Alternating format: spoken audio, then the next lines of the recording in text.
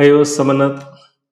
So இந்த வீடியோவில் நம்ம என்ன பார்க்க போகிறோம்னாக்கா, என்னுடைய பார்வையில் உலக சந்தைகள், அதாவது நம்ம லாஸ்ட் மண்டேலேருந்து நேற்று ஃப்ரைடே வரைக்கும் வேர்ல்டு மார்க்கெட் எப்படி பெர்ஃபார்ம் பண்ணுது, நம்ம இந்தியன் மார்க்கெட் எப்படி பெர்ஃபார்ம் பண்ணுது, ஏசியா பசிபிக் ஆசிய கண்டத்தில் இருக்கிற மார்க்கெட்ஸ்லாம் எப்படி பெர்ஃபார்ம் பண்ணுது, European market and American market எப்படி பெர்ஃபார்ம் பண்ணுது, இந்த ஓவராலாக பார்க்கணும். இது ரொம்ப ரொம்ப அவசியம். இதெல்லாம் பார்த்து ஆகணுமா அப்படின்னாக்கா, மார்க்கெட்டில் கொஞ்ச நாள் நிலச்சி நிற்கணும், 4 காசு சம்பாதிக்கணும் அப்படின்னாக்கா நம்ம இதெல்லாம் தெரிஞ்சுக்கிட்டு தான் ஆகணும். வேர்ல்டு மார்க்கெட்லமா தெரிஞ்சுக்கணுமா அப்படின்னாக்கா நம்ம டீப்பாக தேவையில்லை. இப்போ நம்ம இந்தியன் மார்க்கெட்டில் பண்ணுறோம்னாக்கா இந்தியன் மார்க்கெட் பற்றி ஒரு டீப்பாக ஒரு அண்டர்ஸ்டாண்டிங் இருக்கணும். பட் வேர்ல்டு மார்க்கெட் அந்தளவுக்கு நம்ம டீப்பாக இல்லைன்னா கூட, ஆழமான ஒரு பார்வை இல்லைன்னா கூட, ஒரு மேலோட்டமான ஒரு விசாலமான பார்வை வந்து கண்டிப்பாக இருக்கணும். அது ரொம்ப ரொம்ப அவசியம். சாதாரண நம்ம இந்த வீடியோவில் ரொம்ப புரியும்படியாக சிம்பிளாக தான் பார்க்க போகிறோம். வீடியோக்குள்ளே போகிறதுக்கு முன்னாடி டிஸ்க்ளைமர், நான் வந்து செபிலிஸ்ட் அட்வைசர் கிடையாது. இங்கே பேசுகிறது எல்லாமே ஜஸ்ட் ஒரு எஜுகேஷன் பர்பஸுக்காக ஷேரிங் மை வியூஸ், அவ்வளோதான். எப்போவுமே ஒரு நல்ல ஒரு ட்ரேடர் இன்வெஸ்டர்ஸ் அப்படின்னாக்கா அவங்களுடைய ஓன் ஸ்டடி அனாலிசிஸ் பண்ணி ஓன் டெசிஷன் எடுக்கிறது தான் புத்திசாலித்தனமாக இருக்கும். ஸோ இந்த அண்டர்ஸ்டாண்டிங்கோட வீடியோக்குள்ளே போகிறதுக்கு முன்னாடி அண்ணனுடைய ஒரு தாழ்மையான வேண்டுகோள், ப்ளீஸ் சப்ஸ்கிரைப் பண்ணுங்கள், ஷேர் பண்ணுங்கள், லைக் பண்ணுங்கள். வீடியோக்குள்ளே போயிடலாம். ஸோ ஃபஸ்ட்டு வந்து நம்ம எப்படி இந்த ஒரு 4 இண்டெக்ஸ் வச்சு தான் நம்ம வந்து அனலைஸ் பண்ண போகிறோம். அந்த 4 இண்டெக்ஸ் என்னன்றது சொல்லிடுறேன். ஃபஸ்ட்டு வந்து MSCI அமெரிக்கா இண்டெக்ஸ்ன்னு சொல்லிட்டு வரணும். இது என்னென்னாக்கா, உடனே அமெரிக்கா இண்டெக்ஸ்ன்னு உடனே அமெரிக்கன் மார்க்கெட் மட்டுமா அப்படின்னு கிடையாது. North America and south America, இந்த 2 கண்டங்கள். நார்த் அமெரிக்கானாக்கா கனடா, USA, மெக்சிகோ, தென் சென்ட்ரல் அமெரிக்கா சொல்லுவாங்க, இந்த பனாமா சிட்டி, எல் சல்வடார், இந்த கண்ட்ரிஸ் வரும். தென் சவுத் அமெரிக்கானாக்கா பிரேசில், சிலி, அர்ஜென்டினா, இந்த மாதிரியான கண்ட்ரிஸ். ஸோ இந்த டோட்டல் ரீஜனில் இருந்த ஸ்டாக் மார்க்கெட்ஸ்க்கெல்லாம் சேர்ந்த ஒரு இண்டெக்ஸ் தான் அமெரிக்கா இண்டெக்ஸ். ஸோ இந்த ரீஜனுடைய மார்க்கெட்ஸ் எப்படி பெர்ஃபார்ம் பண்ணுது. அதே மாதிரி MSCI யூரோப் இண்டெக்ஸ் அப்படின்றது நாட் ஒன்லி யூரோப். ஸோ யூரோப்னாக்கா நமக்கு தெரியும், ஃப்ரான்ஸ், இட்டாலி, ஜெர்மனி, UK, இதெல்லாம் வந்து யூரோப்பில் வந்துடும். தென் வந்து அது மட்டுமே கிடையாது, தென் யூரோப், தென் வந்து மிடில் ஈஸ்ட், இந்த அரப் கண்ட்ரிஸ், தென் ஆஃப்ரிக்கன் கண்ட்ரிஸ். ஸோ இந்த ரீஜனில் இருக்கிற எல்லா ஸ்டாக் மார்க்கெட்டுக்கு சேர்ந்த ஒரு இண்டெக்ஸ் வந்து யூரோப் இண்டெக்ஸ்ன்ற பேர். அடுத்தது MSCI ஏசியா பசிபிக் இண்டெக்ஸ். இது வந்து நம்ம ஏசியா கண்டம் எல்லாமே, ஆஸ்திரேலியா உட்பட, India, China, Japan, Taiwan, Australia, so இந்த கண்ட்ரிஸ் எல்லாம் உட்பட்ட ஒரு இண்டெக்ஸ் தான் ஏசியா பசிபிக் இண்டெக்ஸ் அப்படின்னு சொல்கிறது. தென் இந்த 3 இண்டெக்ஸுக்கும் சேர்ந்தது இந்த MSCI வேர்ல்டு ஒரு இண்டெக்ஸ், வேர்ல்டு இண்டெக்ஸ். ஸோ இந்த 4 இண்டெக்ஸ் நம்ம தனித்தனியாக பிரித்து பார்த்தாலே ஓவரால் வேர்ல்டு மார்க்கெட் எப்படி பெர்ஃபார்ம் பண்ணிட்டு இருக்கு. ஸோ இதோட நம்முடைய இந்தியன் மார்க்கெட், நம்ம நிஃப்டி 50 கம்பேர் பண்ணும்போது நம்ம எப்படி பெர்ஃபார்ம் பண்ணோம். ஸோ இதை தான் இந்த வீடியோவில் பார்க்க போகிறோம். சரி சார், MSCI இண்டெக்ஸ்னு என்ன? ஸோ இதுக்கு வந்து நான் ஒரு செப்பரேட் வீடியோ போட்டிருக்கேன். அதோடைய லிங்க் வந்து டிஸ்கிரிப்ஷனில் இருக்குது. அந்த வீடியோ பார்த்தீங்கன்னாக்கா அக்கு வேறு ஆணி வேறு, MSCI இண்டெக்ஸ்னு என்ன, எதுக்காக நம்ம பார்க்கணும் அப்படின்றத இதை விட இன்னும் எலாபரேட்டாக புரியாக சொல்லியிருப்பேன். ஒன்ஸ் அதை பார்த்துட்டிங்க அப்படின்னாக்கா சப்சிக்வெண்ட் வீடியோலாம் டக்குன்னு உங்களுக்கு ஈஸியாக புரிய ஆரம்பிச்சிடும். ரைட். ஸோ அதுதான் இந்த தம்ப்நெயில்ல இருக்கும், MSCI வேர்ல்டு இண்டெக்ஸ் சொல்லிட்டு லிங்க் டிஸ்கிரிப்ஷனில் கொடுக்குறேன், பாருங்கள். இப்போ நம்ம சார்ட்டுக்குள்ளே போகலாம். சார்ட்டுக்குள்ளே போகிறதுக்கு முன்னாடி வந்து இந்த 4 இண்டெக்ஸ் நான் சொன்னேன் இல்லையா, அதோடைய பெர்ஃபார்மன்ஸ் எப்படி இருந்ததுன்றதை இங்கே பார்த்துடலாம். இப்போ பார்த்தீங்கன்னா MSCI வேர்ல்டு இண்டெக்ஸ் முன்னாடி Asia Pacific, Europe, America, so இந்த 4க்கும் சேர்ந்து உள்ளடக்கிய ஒரு இண்டெக்ஸ் தான் வேர்ல்டு இண்டெக்ஸ். ஸோ இந்த இண்டெக்ஸை அப்புறம் வந்து MSCI வந்து இந்தியாவுக்குன்னு ஒரு இண்டெக்ஸ் வச்சுருக்காங்க, எப்படி நம்ம நிஃப்டி 50 இருக்குது அப்படின்ற மாதிரி. ஸோ இதை பார்த்தோம்னாக்கா இது நம்ம ஒரு புரிதல் கிடைச்சிடும். இப்போ பார்த்தீங்கன்னாக்கா ஃபஸ்ட்டு வந்து MSCI வேர்ல்டு இண்டெக்ஸ் டோட்டலாக ஓவராலாக வேர்ல்டு மார்க்கெட் லாஸ்ட் வீக்கில் எப்படி பெர்ஃபார்ம் பண்ணுதுன்னாக்கா, ஒரு ஜஸ்ட் மார்ஜினல் மைனஸ் 0.05% வந்து மார்ஜினலாக மைனஸில் இருக்குது சொல்லுது ஹோல் வேர்ல்டு. சரி, ஏசியா பசிபிக் மார்க்கெட் மட்டும் எப்படி பெர்ஃபார்ம் பண்ணுது அப்படின்னு பார்க்கும்போது, நம்ம மார்க்கெட் இருக்கிறதுலேயே வந்து சுமாராக தான் பெர்ஃபார்ம் பண்ணிச்சு. நான் சொல்கிறது நம்ம மார்க்கெட்னா ஏசியா பசிபிக் மார்க்கெட் பார்த்தீங்கன்னா -1.86% வந்து மைனஸில் போயிருக்கு. ஸோ இந்த ஏசியா பசிபிக் என்னது, India, China, Japan, Australia, Taiwan, இந்த மார்க்கெட் எல்லாம் சேர்ந்தது. ஸோ இந்த ரீஜன் மார்க்கெட்டில் எதுவுமே சரியாக பெர்ஃபார்ம் பண்ணலை அப்படின்றது நமக்கு தெரியுது. தென் யூரோப் இண்டெக்ஸ் பார்த்தீங்கன்னாக்கா 1.31% பாசிட்டிவ் முடிஞ்சிருக்கு. ஸோ அந்த மார்க்கெட் வந்து நல்லாவே பெர்ஃபார்ம் பண்ணியிருக்கு. UK, Germany, France, Italy, Arabs countries and Africa. So especially பார்த்தீங்கன்னாக்கா இங்கே எமர்ஜிங் இது டெவலப்டு மார்க்கெட்னாக்கா யூரோப்பியன் மார்க்கெட் அந்த ரீஜனில். ஸோ அது எல்லாமே சூப்பராக பெர்ஃபார்ம் பண்ணிருக்கு, 1.31%.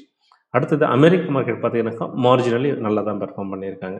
ஸோ அமெரிக்கா மார்க்கெட்டுங்கும் போது இந்த இண்டஸ்ட்ரியல் டாமினன்ஸ் பார்த்தோன்னாக்கா யூஎஸுடைய வெயிட்டேஜ் தான் இருக்கும். ஸோ யூஎஸ் மார்க்கெட்டும் நல்லா தான் பெர்ஃபார்ம் பண்ணியிருக்கு.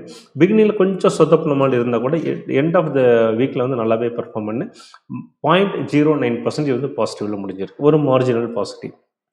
அதெல்லாம் சரி சார், நம்ம இந்தியா மார்க்கெட் எப்படி பெர்ஃபார்ம் பண்ணுதுன்னு தெரிஞ்சுக்கிறதுக்கு எம்எஸ்சி வந்து இந்தியாவுக்காக ஒரு இண்டெக்ஸ் கிரியேட் பண்ணியிருக்காங்க. எப்படி என்எஸ்சி வந்து நிஃப்டி 50 சொல்லி ஒரு இண்டெக்ஸ் கிரியேட் பண்ணியிருக்கோம், அதே மாதிரி எம்எஸ்சி என்னது மார்கன் ஸ்டான்லி அவங்க அந்த கம்பெனி வந்து கிரியேட் பண்ணியிருக்கிற ஒரு இண்டெக்ஸ் அது. ஸோ அவங்க இண்டெக்ஸ் படி நம்ம மார்க்கெட் எப்படின்னாக்கா -0.18% வந்து நெகட்டிவில் போயிருக்கு. ஸோ கொஞ்சம் வந்து நெகட்டிவில் போயிருக்கு. ஸோ இந்த இண்டெக்ஸில் எத்தனை ஸ்டாக்ஸ் இருக்குது? இப்போ நிஃப்டி 50ல் 50 ஸ்டாக்ஸ் இருக்கும் இல்லையா? பட் எம்எஸ்ஐ இந்தியாவில் பார்த்தீங்கன்னா கிட்டத்தட்ட வந்து 180லேருந்து 200 ஸ்டாக்ஸ் இருக்குது.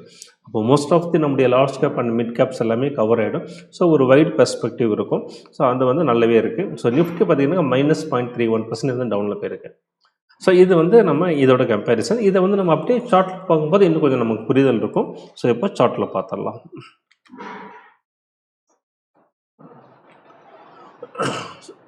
MSCI world index, Asia Pacific index,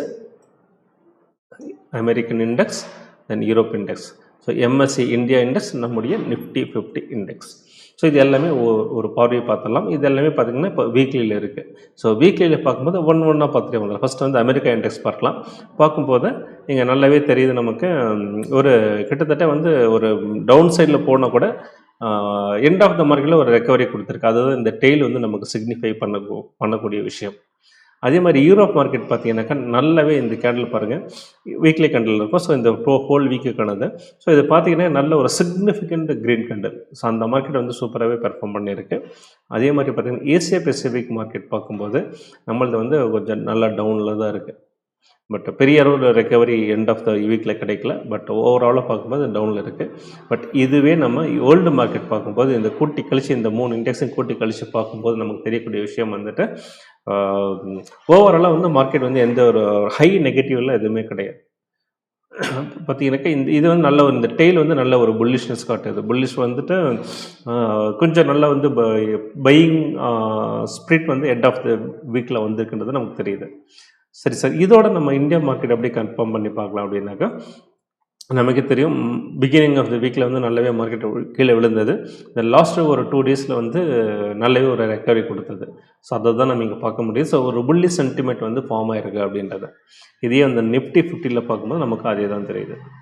so ஓவராலாக பார்க்கும்போது நம்மளது ஒன்றும் சொல்ல போகல. ஸோ 2 ரீஜன் வந்து மைனஸில் போயிருக்கு. எக்ஸப்ட் யூரோப்பியன் ரீஜன் மட்டும்தான் பாசிட்டிவில் போயிருக்கு. ஸோ நம்மளது பார்த்திங்கன்னா ஒரு மார்ஜினல் நெகட்டிவில் தான் போயிருக்கு. கம்பேர்ட் டு யூஎஸோட வந்து கிட்டத்தட்ட அது மாதிரி மேட்ச் ஆகுது. ஸோ பெரிய அளவு ஒரு நெகட்டிவ் வந்து ஓவராலாக கிடையாது. ஸோ இதை வந்து அப்படியே வந்து நம்ம ஒரு டே சார்ட்டில் பார்க்கும்போது இன்னும் கொஞ்சம் நல்லாவே நீங்கள் ஒரு புரிதல் பார்க்கலாம். ஸோ வேர்ல்டு மார்க்கெட்டில் பார்த்திங்கன்னா லாஸ்ட் ஒரு 2 டேஸில் ஒரு ரெக்கவரி பார்க்க முடியுது. யூஎஸ் மார்க்கெட் லாஸ்ட் ஒரு 2 டேஸில் நல்ல ஒரு ரெக்கவரி பார்க்க முடியுது. ஏஷியா பசிபிக் மார்க்கெட்டில் பார்க்கும்போது ஒரு மிக்ஸ்டாக இருக்குது. பெரிய அளவு ரெக்கவரி பார்க்க முடியல. பட் நம்மளது ஏசியாவில் தான் வருது. பட் நம்மளது பார்த்திங்கன்னா நல்லாவே ரெக்கவர் ஆகிருக்கு. நிஃப்டி 50 அந்த தான் சொல்லுது. பட் யூரோப் மார்க்கெட் பார்த்திங்கன்னா லாஸ்ட் ஒரு 3 செஷனாகவே நல்லா ஆகிருக்கு. ஒரு செஷன் தான் அவங்களுக்கு சரியாக பெர்ஃபார்ம் பண்ணால், அதனால தான் பார்த்திங்கனாக்கா மோர் தென் 1% வந்து அவங்களுக்கு பாசிட்டிவாக இருந்தது பார்க்க முடியுது. ஸோ ஓவராலாக பார்க்கும்போது கன்க்ளூசிவாக ஒரு என்ன சொல்கிறது, கன்க்ளூசிவ் பாயிண்ட் அப்படின்னாக்கா யூரோப் மார்க்கெட் லாஸ்ட் வீக் நல்லா பெர்ஃபார்ம் பண்ணியிருக்கு. America market and Asia Pacific market வந்து ஓரளவுக்கு கொஞ்சம் நெகட்டிவில் பெர்ஃபார்ம் பண்ணியிருக்கு.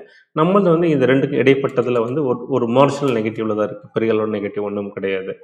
ஸோ இதே வந்து ஓவராலாக வேர்ல்டு மார்க்கெட் பார்க்கும்போது எந்த ஒரு நெகட்டிவிட்டி கிடையாது. ஒரு புல்லிஷ்னஸ் வந்து ஃபார்ம் ஆகுது. ஸோ அப்கமிங் வீக்கில் வந்து நல்லாவே வந்து ஒரு அப்சைட் மூவ்மெண்ட் வந்து எதிர்பார்க்கறதுக்கு சான்சஸ் இருக்குது. என்னுடைய நேற்றுடைய வீடியோவில் பார்த்தீங்கன்னா தெரியும், போஸ்ட் மார்க்கெட் வீடியோவில் சொல்லியிருந்து நான் நேற்று போஸ்ட் மார்க்கெட் வீடியோ 5 மணிக்கு முன்னாடியே ரெக்கார்ட் பண்ணிட்டேன். 5 மணிக்கு தான் வந்து நம்ம ஆர்பிஐடைய ஃபாரெக்ஸ் ரிசல்ட் வந்திருந்தது. பார்த்தீங்கன்னாக்கா லாஸ்ட் வீக்கில் இருந்த ஃபாரெக்ஸ் ரிசர்வை விட ஒரு 1 பில்லியன் வந்துட்டு அதிகமாக இருக்குது. ஸோ கூடியிருக்கு, ரிசர்வ் வந்து கூடியிருக்கு. அப்போ என்னன்னாக்கா இது வந்து ஒரு பாசிட்டிவான விஷயம். ஸோ ஜியோபொலிட்டிக்கலி எந்த ஒரு நெகட்டிவும் இல்லாத பட்சத்தில் மார்க்கெட் வந்து மண்டே வந்து ஒரு நல்ல ஒரு பாசிட்டிவிட்டியோடு வந்து ஓப்பன் ஆகிறதுக்கு நிறைய சான்சஸ் இருக்குது. ஸோ இது எல்லாமே வந்து நம்ம நெக்ஸ்ட் வீடியோவில் வந்து நம்ம போஸ்ட் மார்க்கெட் வீடியோவில் நல்லா டீட்டெயிலாக பார்க்கலாம். ஸோ வீடியோ முடிக்கிறதுக்கு முன்னாடி ஒன்ஸ் அகெயின் அண்ணனுடைய ஒரு தாழ்மையான வேண்டுகோள், சப்ஸ்கிரைப் பண்ணுங்கள், ஷேர் பண்ணுங்கள், லைக் பண்ணுங்கள். நெக்ஸ்ட் வீடியோவில் பார்ப்போம். Happy weekend. அளவாக பதமாக இதமாக கொண்டாடுங்க. See you. Bye. All the best. Thank you. Bye.